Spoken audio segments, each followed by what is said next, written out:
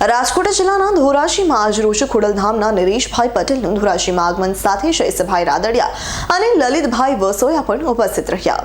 રાજકોટ જિલ્લાના ધોરાજીમાં આજરોજ ખોડલધામ પ્રમુખ નરેશ પટેલનું ભવ્ય સ્વાગત સાથે ધોરાજીમાં ખોડલધામ ચોકનું નામકરણ વિધિ કાર્યક્રમ કરવામાં આવેલ. ખોડલધામ દ્વારા કેન્સર હોસ્પિટલના લાભાર્થી આશય લેવા પટેલ સમાજ ખાતે ભવ્ય સમારોહ કાર્યક્રમ યોજાયો હતો. ધોરાજીના સરદાર ચોકથી જેતપુર રોડ સમાજ સુધી મહિલાઓ તથા પુરુષો સાથે વિશાળ મોટરસાયકલ રેલી કાઢવામાં આવેલ અને કાર્યક્રમમાં લેવા પટેલ સમાજના આગેવાનો, કાર્યકર્તાઓ, મહાનુભાવો બહોળી સંખ્યામાં ઉપસ્થિત રહ્યા હતા. જયેશભાઈ રાદડિયા, લલિતભાઈ વસોયા પણ ઉપસ્થિત રહ્યા હતા.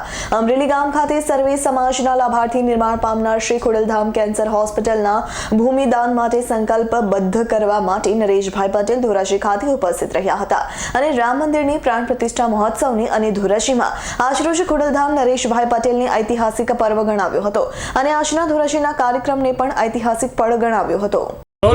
શ્રી ખોડલધામના અનેક પ્રકલ્પોના ભાગરૂપે આરોગ્ય ધામનું નિર્માણ નિમિત્તે 21/24 ધોરાજી તાલુકાને રૂબરૂ આવી ખોડલધામની ટીમ અહીંયા આમંત્રણ દેવા આવી છે. ત્યારે ધોરાજી તાલુકાના સર્વ સમાજ અને લેવા સમાજને આ તકે આમંત્રણ પાઠવું છું અને ખાસ વિનંતી કરું છું કે આ એક ઐતિહાસિક ક્ષણ જે બનવાનો છે એના સૌ સાક્ષી બને એવી મા ખોડાના ચરણોમાં પ્રાર્થના કરું છું. સાથે સાથે આજે જે માહોલ ધોરાજીની અંદર લેવા પટેલ સમાજનો મને જોવા મળ્યો છે એમાં ખાસ કરીને મહેનત કરી છે ભાઈ અમારા અરવિંદભાઈ વોરાએ, ભાઈ વરુણે અને ભાઈ લલિતભાઈ વસોયા. તો જે માહોલ આમ તો રેલી સ્વરૂપે ઘણી રેલીઓ મેં જોઈ છે, પણ પ્રથમ રેલી મહિલા રેલી મેં પ્રથમ જોઈ છે ને ત્યારે આખી ટીમને મારા લાખ અભિનંદન આપું છું.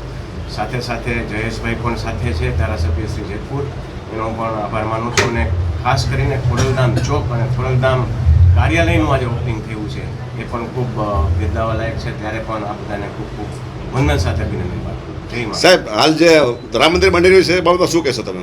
રામ મંદિર બની રહ્યું છે એક ઐતિહાસિક ઘડી દેશ માટે થવા જઈ રહી છે, ત્યારે એના પણ રામ પ્રતિષ્ઠા નિમિત્તે સર્વ દેશવાસીઓને મારા અભિનંદન પાઠવું. હાલ જે ચૂંટણી આવશે એમાં શું કહેશો સાહેબ? અલ્પેશ ત્રિવેદીનો રિપોર્ટ, S9 ન્યૂઝ, ધોરાજી. અમારી તમામ માહિતીથી અપડેટ રહેવા માટે જોડાયેલા રહો S9 ન્યૂઝ સાથે.